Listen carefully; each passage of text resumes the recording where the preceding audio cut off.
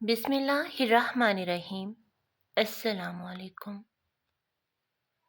میں شادی کر کے 1 مہینے بعد ہی بیوی کو اپنی ماں کے پاس چھوڑ کر دبئی چلا گیا تاکہ اپنی بیوی اور ماں کو ایک بہتر زندگی دے سکوں۔ میری بیوی نے میری بڑی ہمت بندھائی۔ میں پردیس روانہ ہوا۔ جو دن مجھے اپنی دلہن کے ساتھ گزارنے تھے وہ دن پردیس میں مزدوری کرتے گزرنے لگے۔ میں گن گن کر دن گزار رہا تھا۔ مجھے مشکل ترین حالات کا سامنا کرنا پڑا۔ کئی دن گھر بات کیے بغیر گزر جاتے۔ جب بھی گھر بات ہوتی تو میری ماں روتی اور کہتی کہ سب کچھ چھوڑ دو اور گھر آ جاؤ تمہاری بیوی۔ مگر میں اس وقت بہت مجبور ہو گیا تھا۔ اگر آپ میرے چینل کو سبسکرائب کر دیں گے تو میری حوصلہ افزائی ہو جائے گی کہ ہاں کچھ لوگ تو ہیں جو چھوٹے پیمانے پر کام کرنے والے یوٹیوبرز کو بھی کامیاب ہونے کے لیے سپورٹ کرتے ہیں۔ اور بہت بہت شکریہ ان لوگوں کا جنہوں نے میرے چینل کو سبسکرائب کیا ہے۔ میں اپنے والدین کی اکلوتی اولاد تھا۔ میں تو یہ بھی نہیں کہہ سکتا کہ میرے والدین نے میرے بہت لاڈ اٹھائے۔ میری پیدائش کے چند ماہ بعد ہی میرے والد اللہ کو پیارے ہو گئے۔ جب ہوش سنبھالا تو صرف ماں کو ہی دیکھا۔ یتیمی کی زندگی گزاری، کچھ ہمدرد رشتہ داروں کے ٹکڑوں پر پلتا رہا۔ تعلیم بھی پرائمری تک ہی پوری کی، وہ بھی گاؤں کے سرکاری اسکول میں۔ ماں کو شوق تو تھا مجھے پڑھانے کا، مگر وسائل نہیں تھے۔ مشکل سے 2 وقت کی روٹی کھاتے۔ میں نے 12 سال کی عمر سے مزدوری شروع کی، کبھی کسی کی ورکشاپ پر کام اور کبھی کسی دکان پر، مگر بہت کم پیسے ملتے۔ میں نے کام کرنا شروع کیا تھا تو تھوڑی بہت مدد جو لوگ کرتے تھے وہ رک گئی کہ اب تو بچہ کما لیتا ہے۔ جب تھوڑا اور بڑا ہوا، جسمانی طور پر مضبوط ہوا تو میں دہاڑی پر کام کرنے لگا۔ میں مستریوں کے ساتھ کام کرتا صبح سے شام تک، تب کہیں جا کر کچھ ضروریات زندگی پوری ہوتی۔ میری ماں کو میری شادی کی فکر ستانے لگی تو اپنے جیسے ہی ایک ہنستا حال گھرانے سے میری دلہن لے آئی۔ ہم جیسے غریبوں کو کون پوچھتا ہے بھلا؟ میری بیوی بہت اچھی تھی، کچھ تو وہ بھی حالات کی ستائی ہوئی اور سوتیلی ماں کے مظالم سے تنگ تھی۔ شادی کے بعد میرے ساتھ کام کرنے والا ایک مستری مزدوری کے لیے دبئی گیا تو مجھے بھی لگا کہ اگر میں کسی طرح ویزا لگوا کر باہر چلا جاؤں تو اس سے کہیں بہتر کما سکوں گا۔ ایک جاننے والے نے ویزا بھی دیا اور خرچہ بھی، ادھار کے طور پر۔ اس طرح میں شادی کے کچھ دنوں کے بعد دبئی چلا گیا۔ آنکھوں میں بہت سے خواب، آنے والی زندگی اچھی ہوگی، اپنی ماں اور بیوی کے خواب پورے کروں گا، مگر یہ میری خیالی ہی رہی۔ میں دبئی جا کر حالات کے چکر میں ایسا پھنسا کہ حالات پہلے سے بھی ناساز ہو گئے۔ جو قرض لے کر ویزا خریدا تھا، اپنی مہینے کی تنخواہ میں بس وہ کچھ قرض کی قسط پوری ہوتی اور کچھ اپنی روٹی کے ہی دے پاتا۔ گھر میں فون کرتا، ماں بیمار پڑ گئی، بیوی اسے بھی سنبھالتی، مجھے بھی حوصلہ دیتی۔ میں کنٹریکٹ پورا کیے بغیر گھر نہیں جا سکتا تھا۔ ایسے ہی رو دھو کر دن گزر رہے تھے۔ مجھے دبئی آئے 2 سال ہو گئے۔ کنٹریکٹ تو پورا ہو گیا، مگر میرے پاس اتنے پیسے نہیں تھے کہ واپسی کی ٹکٹ ہی لے لیتا۔ تبھی ایک دن بیوی کی کال آئی۔ اس نے روتے ہوئے بتایا کہ اماں ہمیں چھوڑ گئی ہیں۔ ادھر میں دکھ سے نڈال تھا، ادھر میری بیوی نے ہی کچھ کرا کے میری ماں کے کفن دفن کا انتظام کیا۔ تبھی میرے ساتھ کام کرنے والے ایک ساتھی نے میری ٹکٹ کروا دی اور کچھ پیسے بھی مجھے دیے۔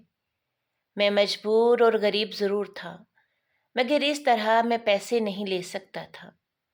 وہ میری ہچکچاہٹ دیکھ کر سمجھ گیا اور کہنے لگا کہ یہ ادھار رہا، جب کبھی تمہارے پاس پیسے ہوئے تو لوٹا دینا۔ اس طرح میں واپس پاکستان آ گیا اور سیدھا اپنی ماں کی قبر پر گیا، جس کو دنیا سے گئے آج 5واں روز تھا۔ غم روزگار نے کیا کچھ مجھ سے چھین لیا تھا۔ میری ماں اپنے آخری وقت تک مجھے پکارتی رہی، مگر میں اپنی ماں کا آخری دیدار تک نہ کر سکا۔ ہاں، جہاں اتنی محرومیاں ملیں زندگی میں، مگر بیوی اللہ نے نیک دے دی۔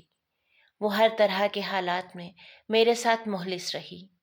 میری غیر موجودگی میں میری عزت اور میری جنت میری ماں کی حفاظت کی، ان کی دیکھ بھال کی، ان کی خدمت کی۔ ایک دن میں پریشانی کے عالم میں بیٹھا سوچ رہا تھا کہ پھر سے کہیں کام شروع کروں، ایسے تو ہاتھ پر ہاتھ رکھ کر نہیں بیٹھ سکتا۔ تبھی میری بیوی ایک کپڑے کی تھیلی اٹھائے میری طرف بڑھاتے ہوئے کہنے لگی کہ آپ نے ہمیشہ سے محنت مزدوری کر کے پہلے اپنی ماں اور پھر ہم دونوں کو اچھی زندگی دینے کی کوشش کی ہے۔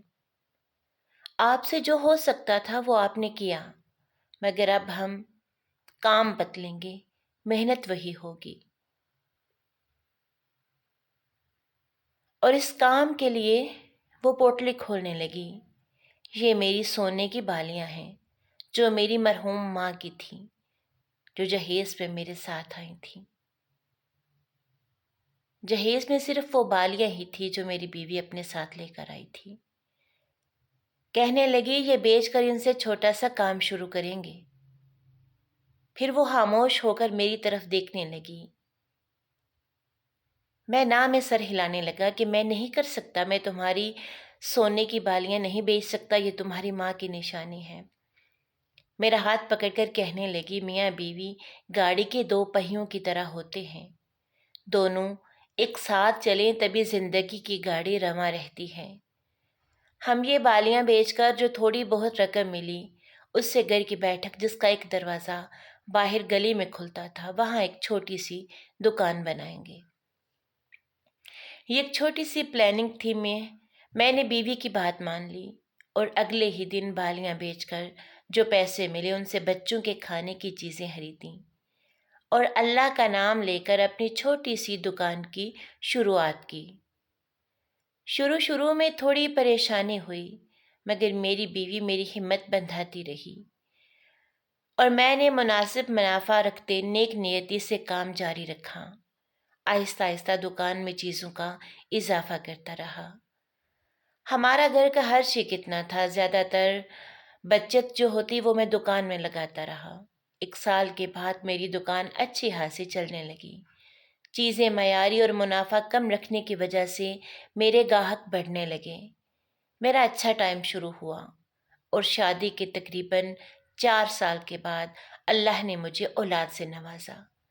میری پہلی اولاد بیٹی ہوئی۔ میں اللہ کا جتنا شکر ادا کرتا کم تھا۔ میری دکان اب ایک جنرل سٹور میں بدل چکی تھی۔ بیٹی کی پیدائش پر میں اس قابل ہو چکا تھا کہ میں نے بیوی اور بیٹی دونوں کو سونے کی بالیاں بنوا کر دیں۔ ایک دن میں اپنے محسن کا قرض بھی چکا آیا، جس نے دبئی میں مشکل وقت میں میری مدد کی تھی۔ میرے حالات بدل گئے تو اپنے جیسے کئی یتیم بچوں کے لیے سہارا بننے لگا۔ میری بیوی کی سوچ اور اس کے ساتھ نے ہماری زندگی بدل دی۔ سچ ہے کہ ایک کامیاب مرد کے پیچھے ایک عورت کا ہاتھ ہوتا ہے۔ میری ماں نے اپنی زندگی میں بہت تکلیفیں سہیں، تب تو میں کچھ نہ کر سکا، مگر اب میں بہت سے ایسے کام صدقہ جاریہ کے طور پر کرنے لگا جن کا ثواب میری ماں کو پہنچتا رہے۔ اگر ایک نیک اور مخلص عورت کا ساتھ ہو تو دنیا جنت نما لگنے لگتی ہے۔ کیا خیال ہے آپ کا؟ اگر آپ کو یہ کہانی اچھی لگے تو ویڈیو کو لائک کر دیجیے گا، اور پلیز چینل کو سبسکرائب کر دیجیے گا۔ ملتے ہیں پھر کسی اچھی سی اور سچی کہانی کے ساتھ، تب تک کے لیے اللہ حافظ۔